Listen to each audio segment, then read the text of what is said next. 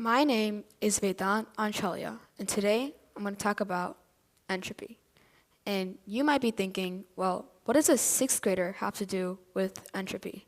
Well, the answer lies in the question. I'm a sixth grader. Every day, every class is full of chaos. Every person is full of energy. And I've come to peace with the topic of entropy. And I'm going to teach you how I did that. But first, a hypothetical question. Hypothetically imagine yourself in a hypothetical room with any number of hypothetical people. These hypothetical people are being hypothetically loud and noisy while you're trying to do your hypothetical homework that's due today at 8 p.m. And now, because of all this loud, noisy chaos, you can't seem to focus. Many of the people viewing can relate. And remember, this does not have to occur often to take its toll on you. For instance, what if a super important assignment was due that day at 8 p.m., but the loud, noisy neighbor next door will not stop playing basketball? Yeah, if that were me, it would be impossible to focus. But what I realized is that while chaos may not help you be productive, it can sure help you be creative. See, at first, this was just an idea.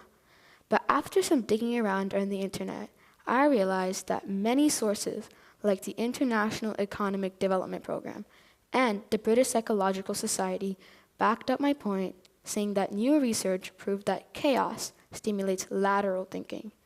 Lateral thinking is looking at something with a new and fresh perspective. The opposite of lateral thinking is vertical thinking, which is looking at an outcome the same way everyone else does. And now, I'm going to ask you a question. Which one do you think is more creative? Lateral thinking, isn't it?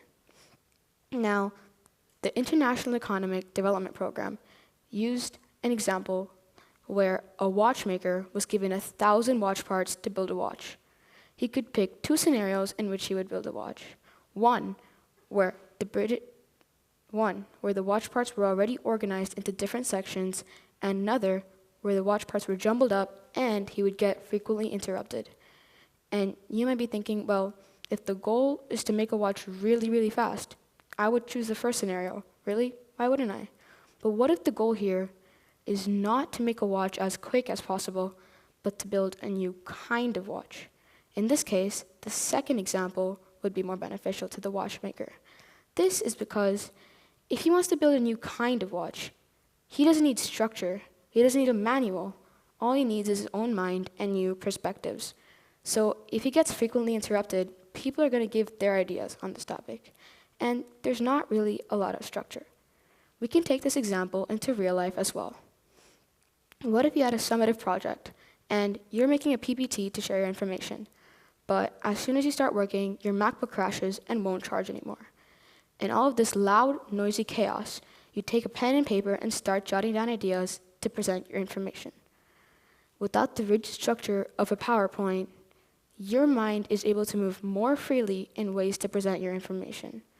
So next time you're trying to make a project, overcome a problem, try to take a new approach, one that isn't as structured as before.